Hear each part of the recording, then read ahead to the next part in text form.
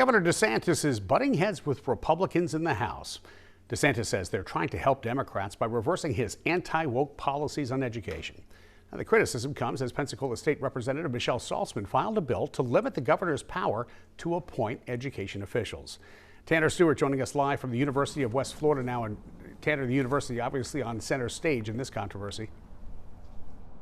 It is, Bob, and as we heard in the hearings in Tallahassee today, it is making national headlines. Now, Representative Salzman's bill would prohibit most of these current trustees from serving on this board. The governor says it's woke ideology.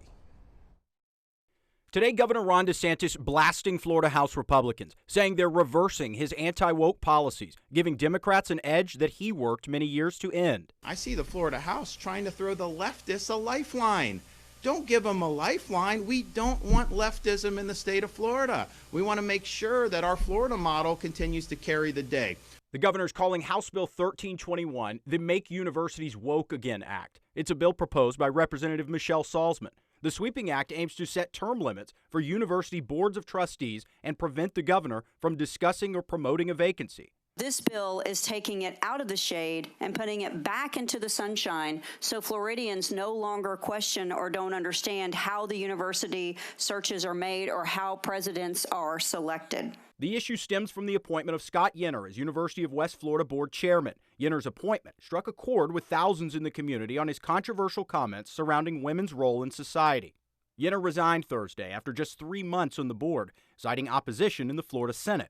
Today, 3 additional newly appointed UWF trustees testified before the Senate Committee on Higher Education, all facing questions surrounding Scott Yenor. Chris Young and Paul Bailey were adamant they regretted voting for Yenor as board chair. And I don't mind standing up here and being the guy that says I disagree with my prior decision. If I'd have known those statements were out there, there's no way I would have voted for him. In hindsight, if I had the knowledge that I have now, I would not have voted for him. Gates Garcia, also up for confirmation, claimed to have little knowledge about Yenor's controversial stance.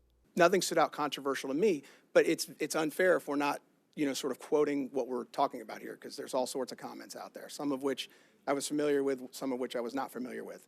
Former UWF President Judy Bentz says there's nothing wrong with the university, urging the committee to take notice of Northwest Florida's skepticism around these decisions.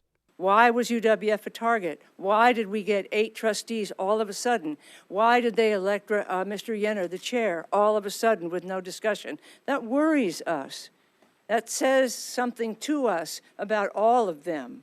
In a statement sent to WEAR, Salzman says in part, we're raising the bar not just in academic excellence, but in how we govern and deliver results for taxpayers.